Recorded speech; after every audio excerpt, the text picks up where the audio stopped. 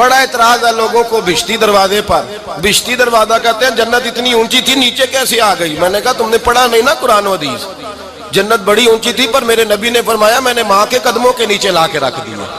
تم نے پڑھی نہیں نا، اصل میں پڑھی نہیں.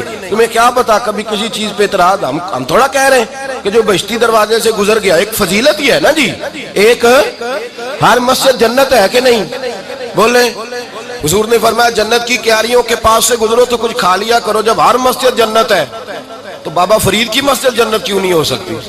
عجیب چکر ہے. اور بندے بھی کہتے ہیں وہ جی فلانا گیا تھا تو کہتا ہے میں جنتی ہوں. بھائی کس نے کہا؟ بلکہ ایک بڑی اعلیٰ حضرت کے ایک مرید ہوئے مولانا حشمت علی خان صاحب. حضرت مولانا حشمت علی خان صاحب رحمۃ اللہ تعالیٰ علیہ نا پاک پتن سے واپس آ رہے تھے تو بس کی چھت پہ بیٹھے تھے.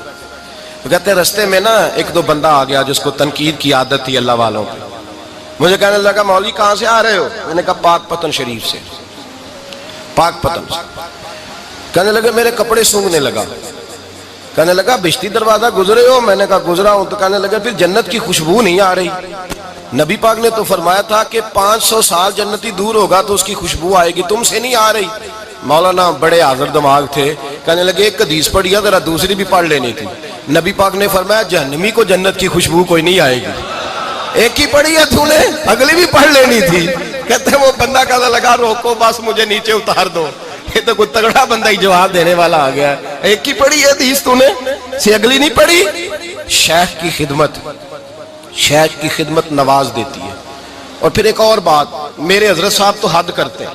ایک جملے میں سمو دیتے ہیں سمندر. کسی نے کہا حضرت جی ساری زندگی بندہ کسی کی خدمت کرتا رہے اللہ کا بندہ سمجھ کے، وہ اندر سے جل ہی نکل آئے تو پھر تو آپ فرمانے لگے ہم نے بندے کی خدمت نہیں کی اللہ کے بندے کی ہے تو اجر کس نے دینا ہے؟ بولے.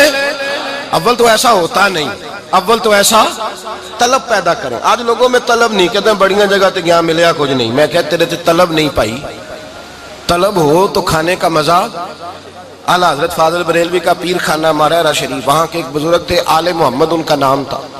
ان کے پاس ایک بندہ آ گیا پڑھا لکھا بڑا سیانہ. کہنے لگا بابا میں نے بڑی خانقاہ بڑے آستانے دیکھے پیر کوئی نہیں ملا.